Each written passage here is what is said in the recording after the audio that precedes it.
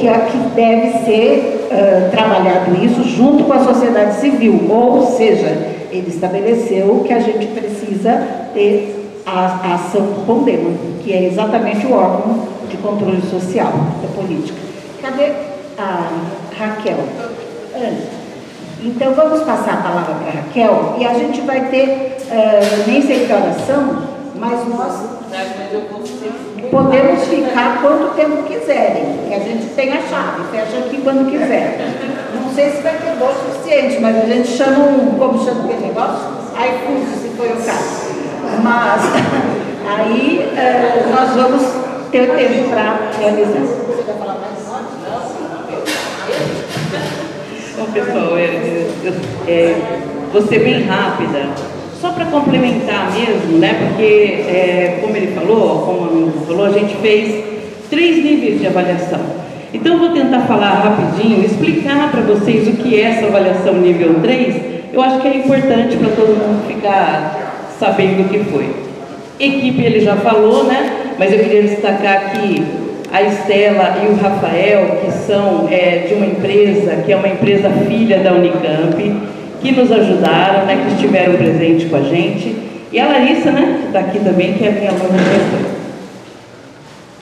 Bom, do nível 3, qual foi o escopo? Então, olha, os exemplares todos, né, que foram inspecionados pelo Hamilton e pelo Ataliba, desses exemplares, como ele falou, eles pegaram aqueles que eles tinham dúvida, pareciam sadios ou pareciam que precisava ser retirado, mas existia uma dúvida.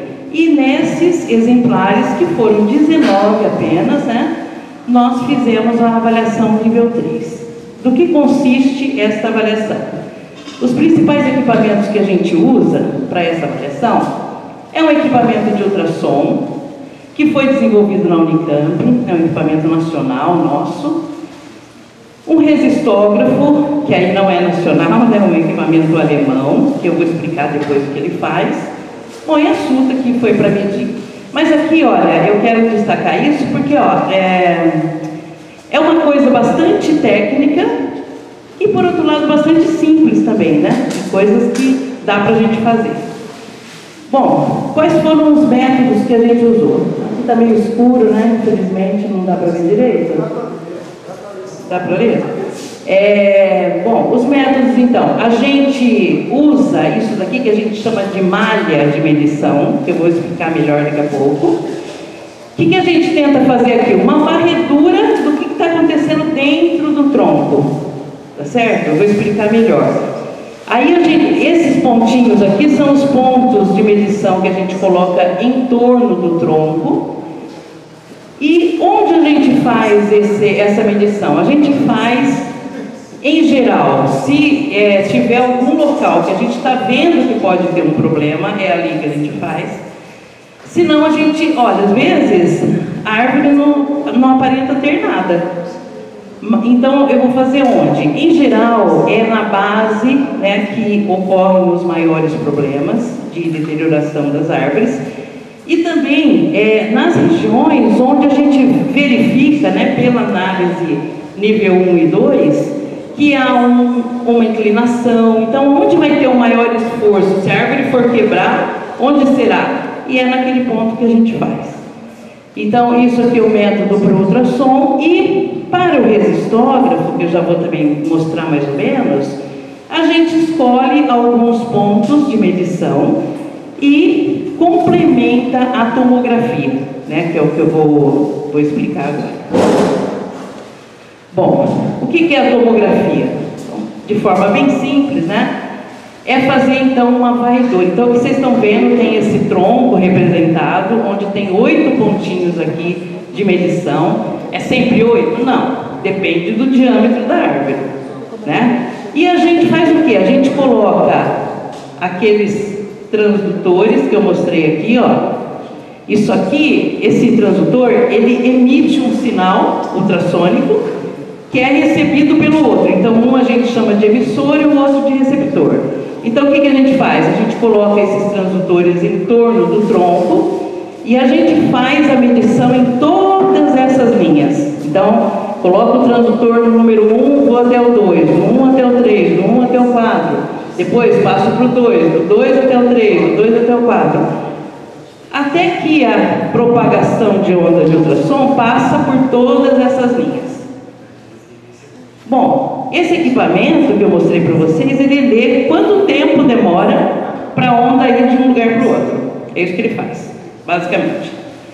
Isso não faz a tomografia, né? Então, o que a gente faz? A gente joga todos esses dados dentro de um software que também foi desenvolvido na Unicamp, que também, então, é nacional, né? Então, a gente joga lá. Ele calcula as velocidades em todas essas rotas que foram medidas, e ele também faz o seguinte, ele interpola, né, os valores para poder pintar tudo dentro do tronco. Então é isso que ele faz, isso que é a tomografia, que às vezes o pessoal vende como uma coisa tão espetacular. É espetacular, mas é simples, né?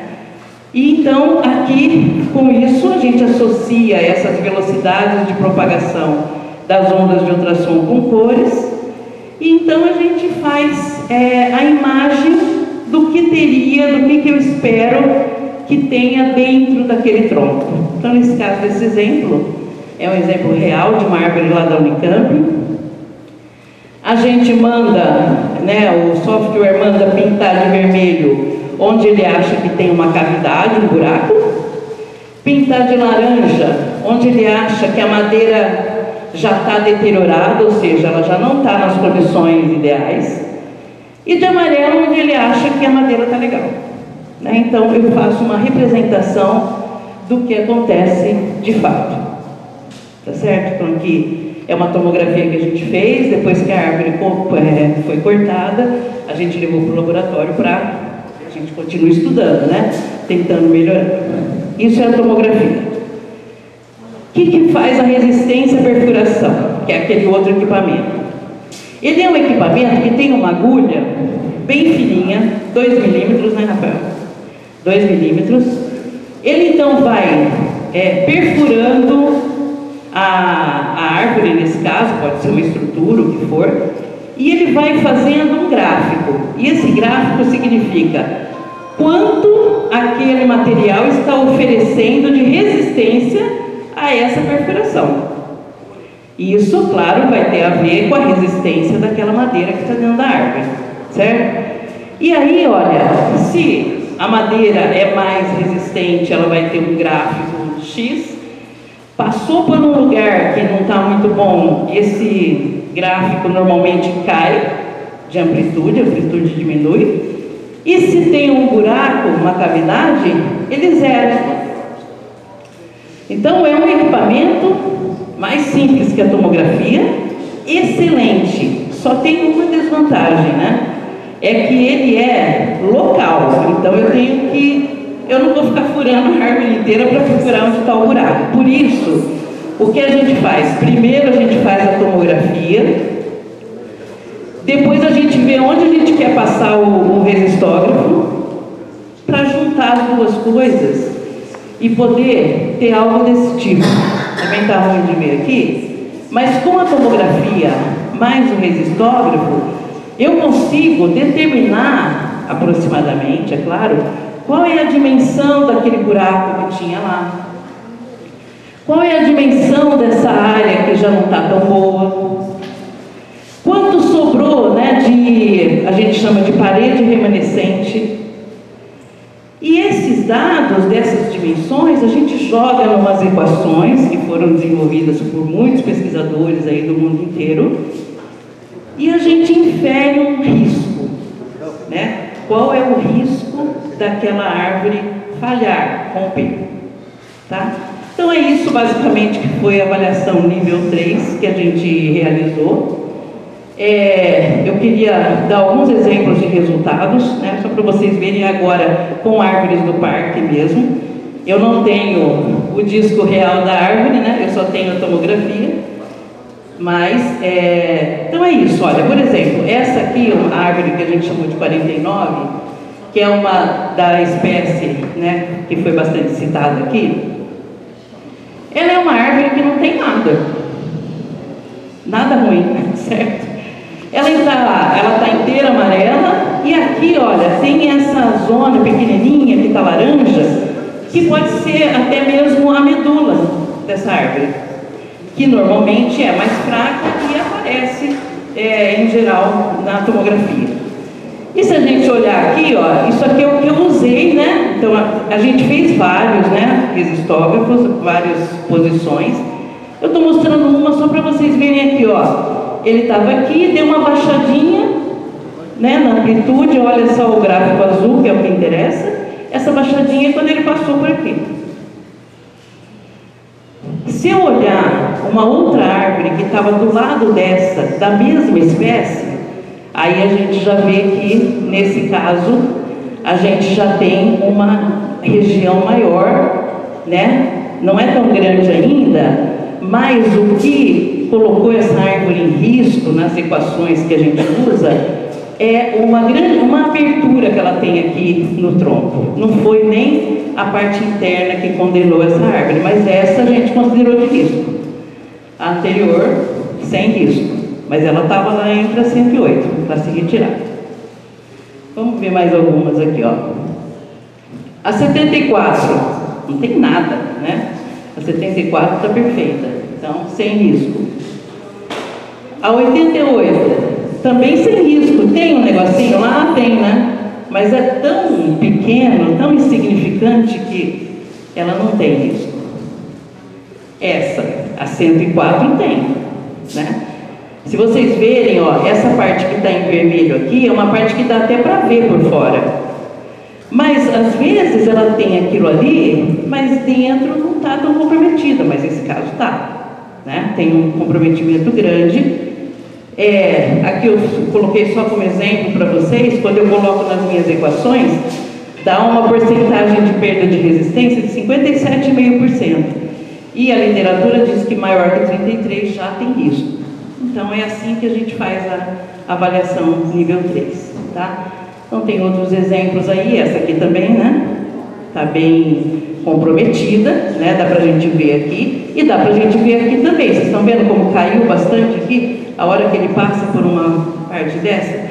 Então, juntando uma coisa com outra, a gente tem condições de verificar o risco tecnicamente. Então, isso é o nível 3. Então, é isso, né, que eu queria mostrar para vocês. E um resumo final só das árvores que a gente avaliou nível 3. A gente vê aqui, ó, sem risco, 47%. Não é de se jogar fora, né? Ou seja, por que eu vou tirar árvores tão importantes, como já foi super bem explicado aqui pelo Hamilton, se eu posso mantê-las, né? 42% a gente identificou como de risco e 11% eu coloquei atenção, porque essas árvores, elas ainda não estão em risco, mas estão no limiar. Então, por exemplo, se maior que 33% indica risco, se elas estiverem com 25, 28, é bom, pode deixar no ar, mas é bom olhar de novo daqui a um ano, quem sabe, né, ver como está evoluindo. Então, tudo isso dá para se fazer tecnicamente, não no achismo, né, mas de uma forma bastante segura. Aqui, bom? Só complementando, que mesmo essas que estão no limiar, elas foram... Só complementando, essas árvores que estão no limiar, elas foram também alvo das estruturas de reforço. Sim. Então não tem risco de queda, mesmo que elas se deteriorem mais. Aí a análise de 3 em 3 anos é o suficiente para esses casos. Ela progride. Então, se ela progredir positivamente, ela é preservada. Se ela progredir negativamente, ultrapassando o limiar da literatura, é espécie para supressão ou manutenção de uma estrutura de suporte adicional, por exemplo. Né? Só... Não, gente, era isso. Obrigada. Esse aqui é o meu terceiro. Só um favor. Então, agora a gente vai abrir para algumas perguntas. Depois nós temos ainda outra etapa, né? Tá bom? Quem que vem? Vamos lá? A Taliba? A Taliba, você tinha alguma Raquel, coisa para pôr? vamos sentar lá? Daí o Taliba também, o Rafael e a Larissa? Vocês têm algo para colocar? Se tiver perguntas.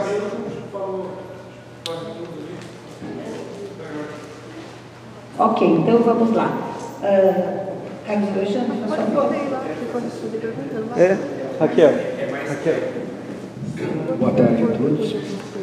Eu cheguei um pouquinho depois, perdi um pedacinho da sua apresentação aqui, mas a gente já conhece o trabalho.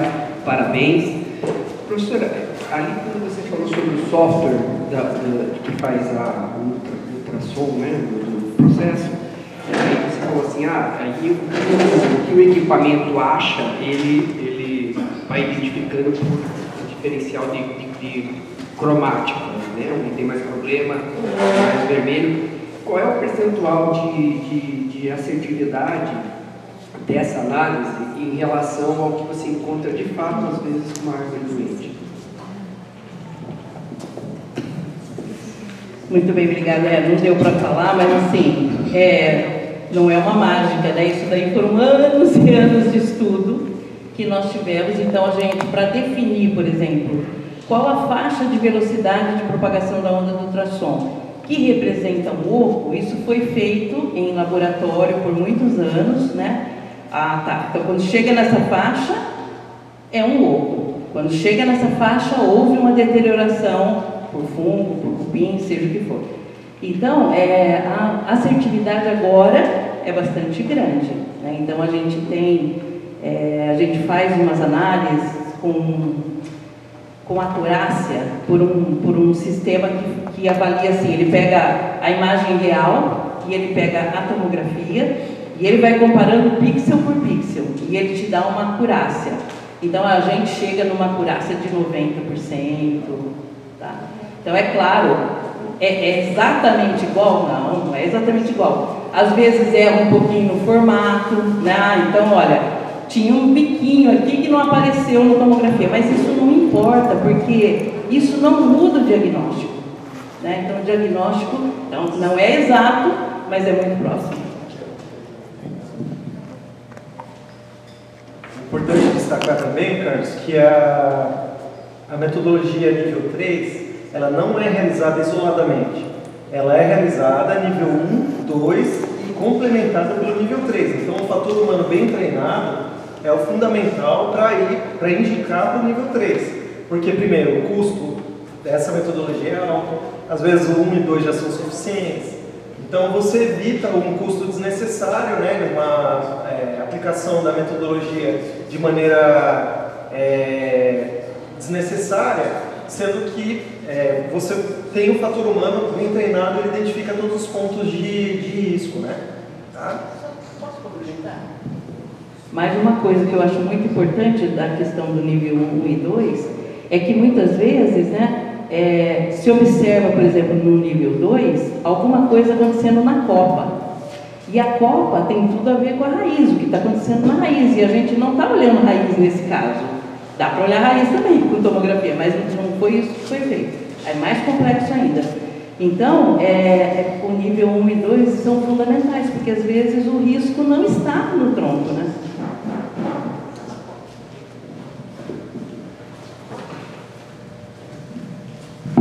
Bom, agora parabenizando de verdade depois da apresentação, muito didática. E eu sempre gosto, assim, como eu sei que a gente está com um público bem geral, e eu sei o quanto já o trabalho de vocês já tem um impacto, e eu queria que você comentasse um pouquinho, para quem não sabe exatamente como que é esse trabalho, quando você fala assim, o nível de oco, existe diferença de espécie para espécie. Ou seja, me confirma se eu estou certo. Como, por exemplo, uma tijuana, ela aguenta no nível de oco maior, mas você está dando uma regra geral para todas as árvores. Ou seja, você está sendo, de certa maneira, conservadora quanto ao risco. O que quer dizer isso? Quando você diz que deve se manter tantas árvores, você está agindo com o máximo de segurança. Você está até arriscando que uma árvore poderia ficar um pouco mais tempo, né, e mais preservada, mas em detrimento quer dizer, a prioridade é mesmo a segurança de quem está passando lá. Então, isso para entender quem diz que é ambientalismo xiita, para quem diz que estão querendo preservar a árvore podre, né? Quer dizer, a sua análise ela é conservadora, ou seja, ela está trabalhando com risco mínimo. Fora tudo que você mostrou, quando ela fala nível de acurácia, o que quer dizer? O nível de precisão da metodologia. Isso que é importante. E não é uma metodologia só da Raquel, é dos estudos delas ao longo dos anos, ratificado por tudo que o meio científico coloca. 30 anos de estudo, né? Internacionalmente. Tá? Se você quiser comentar. Não, é isso mesmo. Então, na verdade, muito disso, por exemplo, quando eu falei para vocês, a gente coloca numas equações que faz essa perda de resistência. Na verdade, isso é muito da engenharia, né? Ele olha a engenharia nesse caso, dessas equações. Então, ele fala o seguinte, olha, eu tenho aqui um tronco, né, que está sujeito a tais forças, e ele tem um buraco no meio, esse buraco está mais para lá ou mais para cá. Isso influencia em parâmetros da engenharia. E essas equações, elas não estão nem levando em conta, na verdade, a espécie, porque elas são gerais, porque elas são da questão de engenharia, né? Quanto que uma estrutura suporta tendo um buraco, esse buraco está centrado é uma coisa, está mais para a parede assim é outra, e ele faz essa conta com base nisso. Então, inclusive nisso, por isso que é importante aqui saber, por exemplo, quando esse oco estava bem no meio, estava mais para o lado de cá, isso diferencia tudo, né? Outra coisa que a gente faz, eu não falei aqui, mas o ultrassom também, pela velocidade, a gente tem condições de saber se aquela madeira que está amarelinha ali, ela está amarelinha em relação ao resto que está podre, mas em relação ao que ela deveria ser. Isso dá para saber pela velocidade também, não pela tomografia, mas não pela foto ali, mas pelo valor. Então, por exemplo, vou dar um exemplo, eu sei que se a madeira está boa, a velocidade que eu pego aí nessa direção que eu faço, se a madeira é boa, vai estar entre 2.000 e 2.500 metros por segundo. Essa é a velocidade de uma madeira boa, normal, íntegra.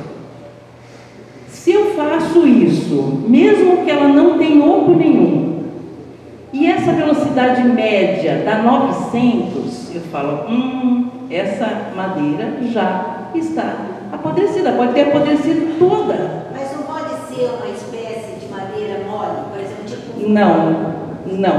Não existe uma variação, mas a variação é pequena.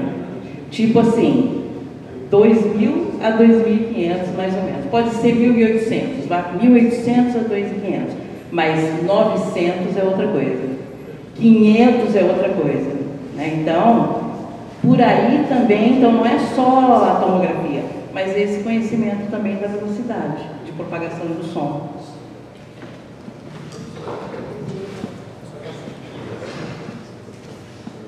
O Ivan chegou a comentar, falando de árvore toda, né, que está sendo mantida. A maior árvore que a gente conhece em área urbana de Campinas está dentro do Bosque do Jequitibá. É um jequitibá, o maior jequitibá da prefeitura, e ele está completamente oco. Desde que eu me conheço por gente, eu lembro que eu fui, tem uma paredinha assim desse tamanho em volta dele inteiro. Eu lembro quando eu era pequeno, fui fazer uma visita com um colégio, a gente foi ver essa árvore, ela está igual. Há mais de 30 anos ela está igual. Como que ela permanece em pé, sendo que ela está com mais de 70% de oco comprometido? Acho que há uns 20 anos atrás fizeram a instalação de cabos de aço para fazer o suporte.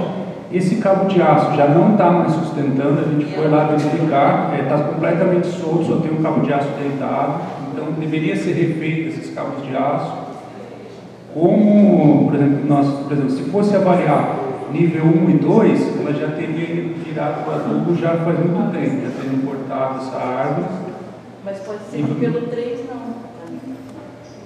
Pode ser que pelo 3 ela acaba mantendo, mesmo tendo essa paredezinha pequena. Ela está no bloco, né? Está no bloco protegida contra ventos. Eu gosto de usar um exemplo, ó. Vocês acreditam, acho que todo mundo aqui acredita em poste de concreto. Infelizmente. Eu não gosto de poste de concreto, mas a maioria da população acha que o poste de concreto é super, não precisa nunca ser tirado. Bom, o que é o poste de concreto? Um buraco enorme com uma paredinha fininha e aço. Sabe? Então, se vocês acreditam em poste de concreto, pode crer que a madeira, mesmo que tiver um grande oco dentro, uma árvore ou um poste, ela ainda é bastante resistente. E aí, como essas equações que a gente usa são baseadas na engenharia, então, por exemplo, a posição, a dimensão do sobrou da parede, tudo isso é muito importante. Então, várias dessas árvores aqui, ela, a parte de dentro, mesmo bastante comprometida, não a condenaria. O que condenou, por exemplo, é uma grande rachadura externa, que entra também nas equações. Então, às vezes, muitas mais vezes, isso compromete muito mais.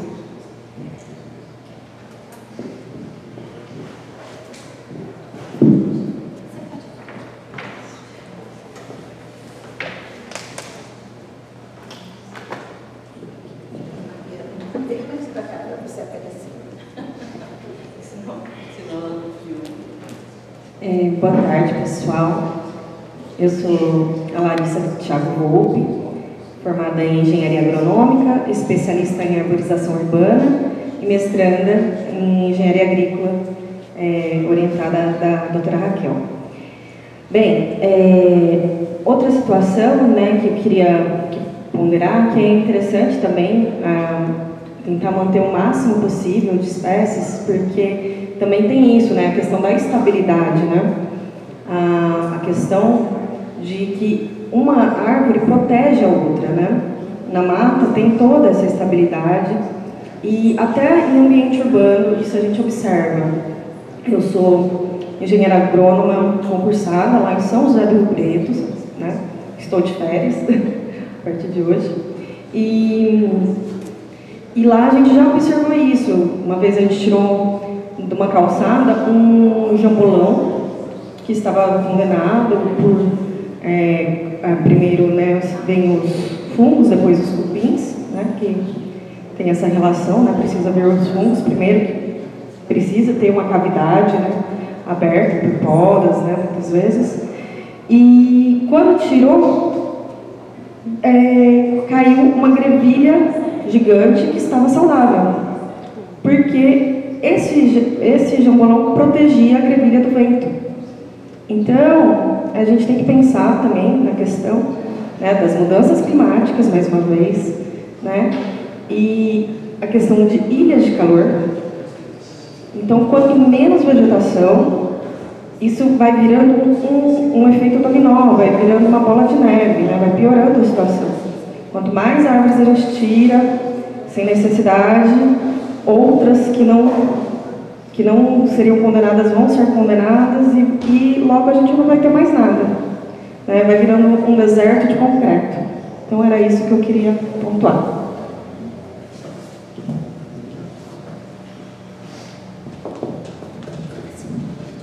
Oi, eu sou Ana Maria, fui professora da Exalc durante 33 anos na área de paisagismo e arborização urbana, né? Queria dizer que em relação a esse negócio que a Raquel falou de poste, eu tive uma experiência lamentável com isso. Na minha chácara eu tinha 8 postes, um de madeira, 8 e 7 de cimento. Os 7 de cimento caíram numa tempestade, só ficou de madeira de pé. Então isso aí é uma prova real. Aí eu substituí tudo por eucalipto. Tudo agora é poste de eucalipto, jamais caiu. Tá? Isso é uma coisa. Bom, mas o que eu queria comentar é o seguinte, gente. Quero parabenizar tanto a Milton, achei o trabalho de vocês aí fantástico, né? Do Ataliba, a Raquel, tá? Realmente, eu fico assim, muito, muito chateada, porque, meu Deus do céu, vocês dão isso de graça para a prefeitura aqui de Campinas. O que acontece que o pessoal não aproveita? Eu não consigo entender, assim, eu não consigo, eu não sei, é uma coisa que me perturba até.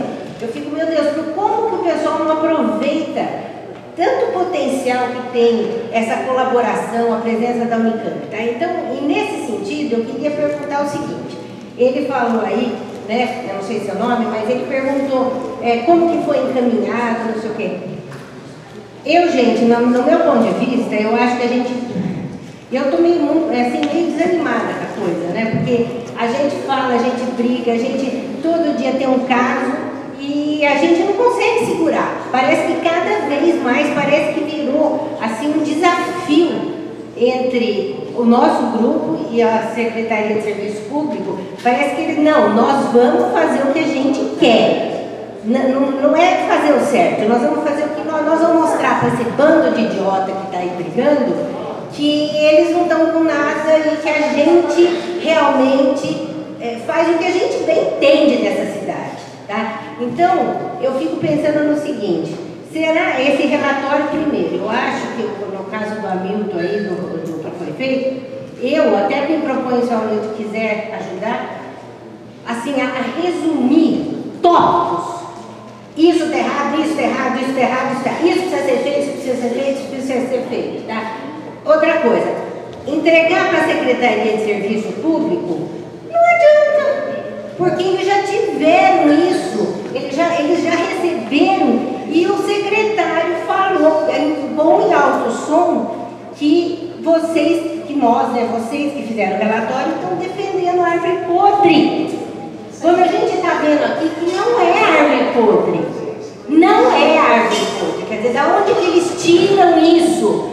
Quer dizer, então, a gente, para quem que a gente vai encaminhar para eles? Eu acho que para eles, manda para constar. A gente tinha que mandar para um juiz, para um promotor, para alguém de fato que fosse macho o suficiente, ou, sabe, não digo nem macho o suficiente. Eu não quero ser preconceituosa, sabe? Eu acho que tem muita mulher, eu sou mulher, trabalhei, briguei, fui parar em polícia, chamei polícia. Fiz muito lei de Piracicaba na minha época, tá? Dei muito murro em ponta de faca. Mas a gente tem que mandar para uma pessoa corajosa, ética, que realmente faça alguma coisa. Que realmente encaminhe, que fale assim, não, que nem estão fazendo aí agora abaixo assinado para abrir o bosque. Né? Meu Deus do céu, a gente tem que mandar para alguém. Vamos divulgar, cadê? Não sei se tem gente de televisão aqui. Rádio, botar coisa no rádio, sabe? Para o pessoal tomar conhecimento de tudo que está acontecendo, mas mandar para um promotor, para um juiz que realmente deu basta. Porque do jeito que está, gente, eu sinto que nós estamos enxugando o dedo. Tem 1000 trabalhos, tem 1000 comprovações e nós não saímos disso. Continuam cortando, continuam derrubando. É de desanimar. Eu queria comentar só um minutinho, deixa eu falar. A gente vai ter alguns encaminhamentos e a gente já andou conversando naquela reunião de comissão. A reunião da comissão foi muito interessante.